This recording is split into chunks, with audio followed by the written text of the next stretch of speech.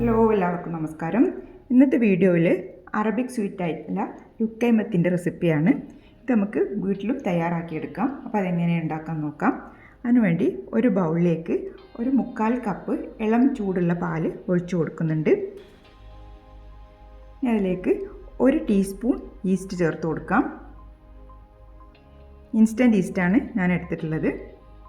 അതിലേക്ക് 2 table spoon പഞ്ചസാര ചേർത്ത് കൊടുക്കാം. നന്നായിട്ടൊന്ന് മിക്സ് ചെയ്യാം.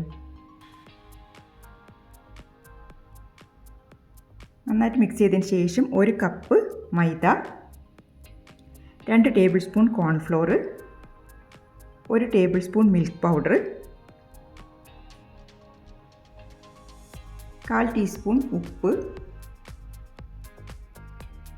1-2 ഡ്രോപ്പ് വാനില എസൻസ് കൂടെ ചേർത്ത് നന്നായിട്ടൊന്ന് മിക്സ് ചെയ്യാം. കുറച്ച് നല്ല ലൂസായിട്ടുള്ളൊരു ബാറ്ററാണ് ഉണ്ടാവുക.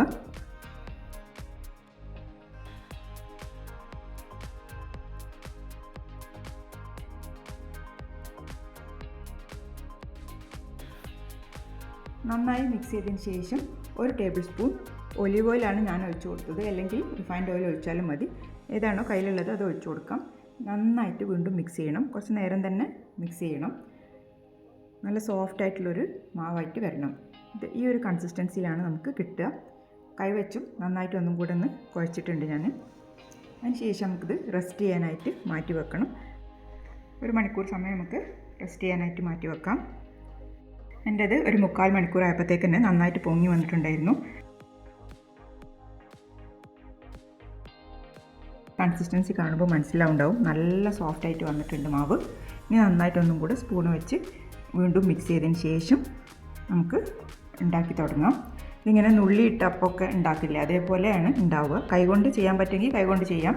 അല്ലെങ്കിൽ പൈപ്പിംഗ് ബാഗിൽ വെച്ചിട്ടോ അല്ലെങ്കിൽ ഏതെങ്കിലും സ്ക്വീസ് ചെയ്യാൻ പറ്റുന്ന പാത്രത്തിൽ വെച്ചിട്ടോ ഒക്കെ നമുക്കിത് ഉണ്ടാക്കിയെടുക്കാൻ പറ്റും.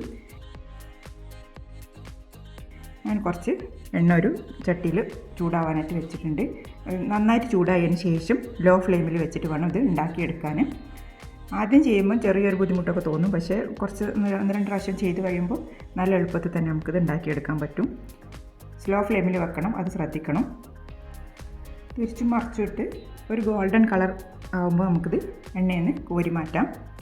ഒരുപാട് എണ്ണ കുടിക്കുകയൊന്നുമില്ല. സ്ലോ ഫ്ലെയിമിൽ വെച്ചാലും നല്ല രീതിയിൽ തന്നെ നമുക്ക് ഉണ്ടാക്കിയെടുക്കാൻ പറ്റും. അപ്പോൾ ആദ്യത്തെ ബാച്ച് ഞാൻ ഇട്ട് കൊടുത്തിട്ടുണ്ട്. ഞാൻ 2-3 ബാച്ചസ് ആയിട്ടാണ് ചെയ്തത്.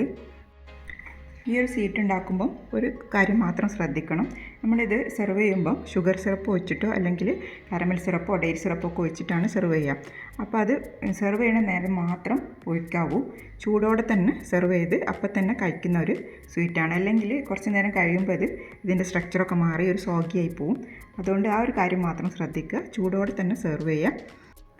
ഞാൻ ഈ ഒരു സ്വീറ്റ് കഴിച്ചത് ഖത്തറിൽ പോയപ്പോൾ ഇറാനി സൂക്കിലൊക്കെ കാണാൻ പോയ സമയത്ത് അവിടെ സ്ട്രീറ്റിലൊക്കെ സ്ത്രീകളിങ്ങനെ കുറച്ച് പ്രായമുള്ള സ്ത്രീകളിങ്ങനെ ഇങ്ങനെ ഇരുന്ന് ഉണ്ടാക്കി സെയിൽ ചെയ്യുന്നുണ്ട്. അപ്പോൾ അവർ ടൂത്ത് പിക്കും വെച്ച് ഇങ്ങനെ തരും. അപ്പോൾ നല്ല ടേസ്റ്റാണ് കഴിക്കാനും. ചൂടോടെ കഴിക്കുമ്പോഴാണ് ഇതിൻ്റെ പെർഫെക്റ്റ് ടേസ്റ്റ് കിട്ടുക. കുറച്ച് തണുത്ത് കഴിഞ്ഞാൽ അത്ര സുഖം ഉണ്ടാവില്ല കഴിക്കാനും. അത് മാത്രം ശ്രദ്ധിക്കുക. കുട്ടികൾക്കൊക്കെ തീർച്ചയായിട്ടും ഇഷ്ടപ്പെടും. നല്ല ടേസ്റ്റിയാണ്. നല്ല ഫ്രൈ ചെയ്തെടുത്തിട്ടുണ്ട്. എൻ്റെ കൺസിസ്റ്റൻസി ഞാൻ കാണിച്ചു തരാം.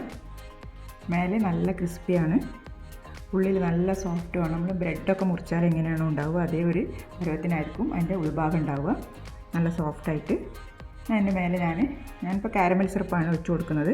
ഷുഗർ സിറപ്പോ അല്ലെങ്കിൽ ഡേറ്റ് സിറപ്പോ ഒക്കെ വെച്ച് നമുക്ക് സെർവ് ചെയ്യാൻ പറ്റും.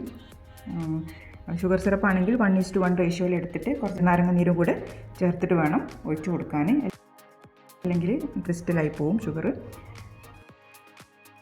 എല്ലാവരും ചെയ്ത് നോക്കണം. കുറച്ച് വെളുത്ത എള്ളു കൂടെ ഞാൻ ചേർത്ത് കൊടുത്തിട്ടുണ്ട്. ഇത് നമുക്ക് ചൂടോടെ കഴിക്കാം. കുട്ടികളൊക്കെ ഉള്ള വീട്ടിൽ ഉണ്ടാക്കി വെച്ചാൽ അപ്പം തന്നെ തീരും. ഇപ്പോൾ റെസിപ്പി ഇഷ്ടപ്പെട്ടിട്ടുണ്ടെങ്കിൽ എല്ലാവരും സപ്പോർട്ട് ചെയ്യുക. Thanks for watching.